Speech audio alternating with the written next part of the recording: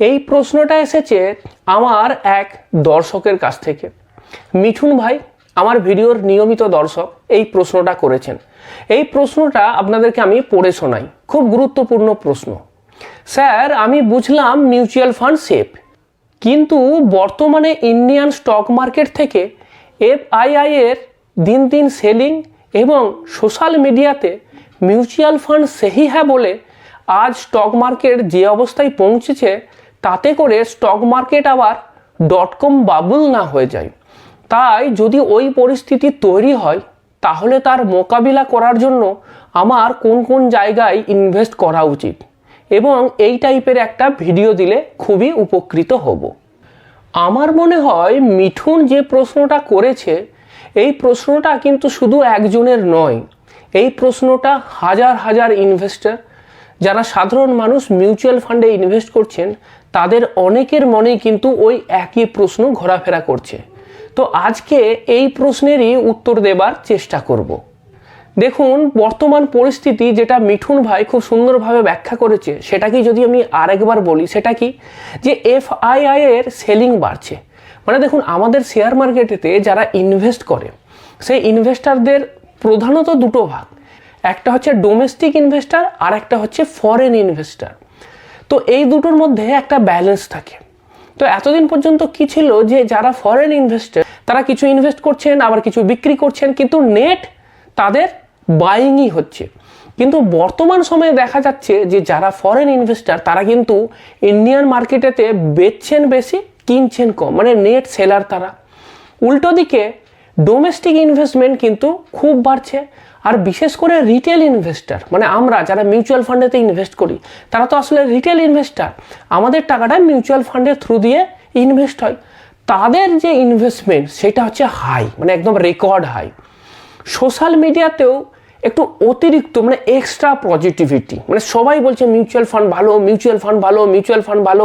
এবং এমন অবস্থায় দাঁড়িয়েছে যে সবাই মিলে যা টাকা আছে সব মিউচুয়াল ফান্ডে ইনভেস্ট করে দিচ্ছে। সেই কারণের জন্যই হচ্ছেটা কি, যে কিছু কিছু সেক্টরেতে ভ্যালুয়েশন স্ট্রেচড, মানে 10 টাকার জিনিস 12 টাকায় কেনা হচ্ছে। মিউচুয়াল ফান্ডে এত বেশি টাকা আসছে যে মিউচুয়াল ফান্ড নিজেই বুঝতে পারছে না যে টাকাটা কোথায় ইনভেস্ট করব, আর কোন কোম্পানির শেয়ার কিনবো। অনেক মিউচুয়াল ফান্ড ক্যাশে ইনভেস্ট করছে, কারণ তার মনে হচ্ছে যে ভ্যালুয়েশনটা বেশি আছে, এত বেশি দাম দিয়ে কেনাটা ঠিক না। যাতে ইনভেস্ট করে ভ্যালুয়েশনটা এমনই বাড়িয়ে দিয়েছে যে একটা সময় পরে সেটা ফেটে যেতে পারে। আর যদি ফেটে যায় তখনই কি হবে, এই যে স্টক মার্কেট সেটা কিন্তু খুব দ্রুত পড়ে যাবে। এমনও হতে পারে যে 30 to 50% কারেকশন, মানে বুঝতে পারছেন, আজকে যে সেন্সেক্স ধরুন 85,000 আছে, সেটাই কমে গিয়ে 60,000 হয়ে গেল। তখন কেমন লাগবে? তখন কিন্তু যেগুলো ওভার ভ্যালুড সেক্টর আছে সেইগুলো আবার সব থেকে বেশি ক্ষতিগ্রস্ত হবে। আর যেটা হবে সেটা হবে প্যানিক সেলিং, ভয়েতে সবাই বিক্রি করতে শুরু করবে। আর যত বেশি বিক্রি হবে তত আরও দাম কমতে থাকবে। তো এইটা হচ্ছে বাবল বাস্ট হলে এই ধরনের ঘটনা ঘটে।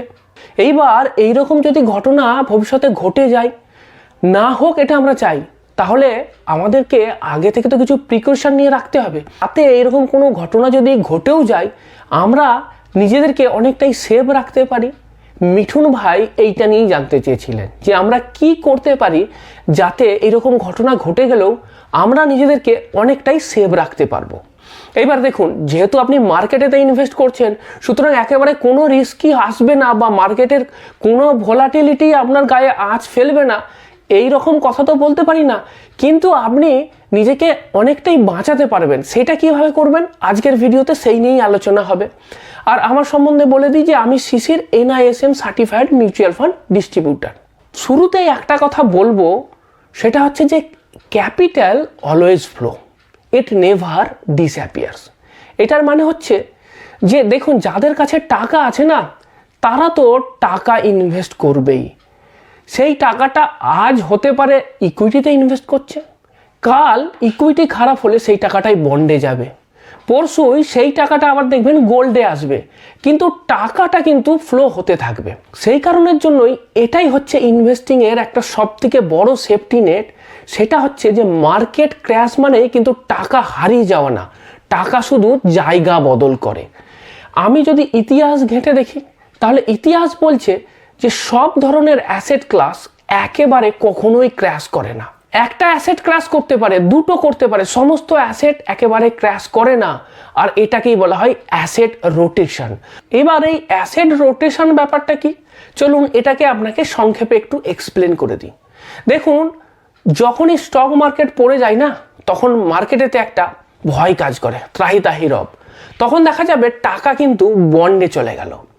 এইবার জিওপলিটিক্যাল টেনশন আছে, করোনার সময়, ইউক্রেন রাশিয়ার যুদ্ধ, সেই সময় মার্কেটেতে ভয়। তখন দেখা যাবে টাকা কিন্তু সেফ হেভেন যেটাকে বলা হয় গোল্ড, সেই গোল্ডে চলে যায়। ইকুইটি ওভার ভ্যালুড, টাকা চলে যাবে রিয়েল এস্টেটেতে। একটা দেশ রিস্কি, ভারতের বাজার রিস্কি, এই সময়তে টাকা চলে যাবে বিদেশের মার্কেটে। যারা ফরেন ইনস্টিটিউশনাল ইনভেস্টার, তাদের যদি মনে হয় ইন্ডিয়ার মার্কেট ওভার ভ্যালুড, তারা জাপানের মার্কেটে ইনভেস্ট করবে, চায়নার মার্কেটে ইনভেস্ট করবে। আর এই কারণের জন্যই বলবো যে ডাইভার্সিফাইড পোর্টফোলিওই হচ্ছে বাবল থেকে রক্ষা পাওয়ার প্রধান রক্ষা কবচ। মোটামুটি সেটাকে আমি 6টা ব্রড ক্যাটাগরিতে ভাগ করতে পারি। প্রথম অ্যাসেট গোল্ড, এটাকে আমরা সেফ হেভেন বলে থাকি।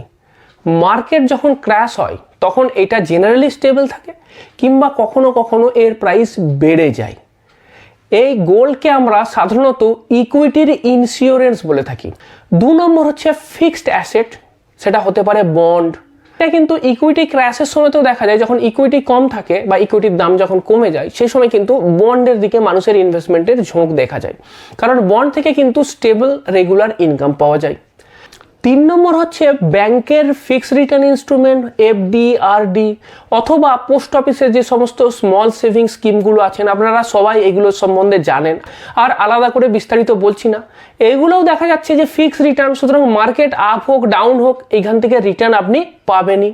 4 নম্বর হচ্ছে ইন্টারন্যাশনাল ইকুইটি, মানে আমাদের দেশ ছাড়াও অন্যান্য আরও তো দেশ আছে, আমেরিকা আছে, চায়না আছে, জাপান আছে, তো সেই সমস্ত দেশের যে ইকুইটি, সেইখানেতে ইনভেস্টমেন্ট হতে পারে।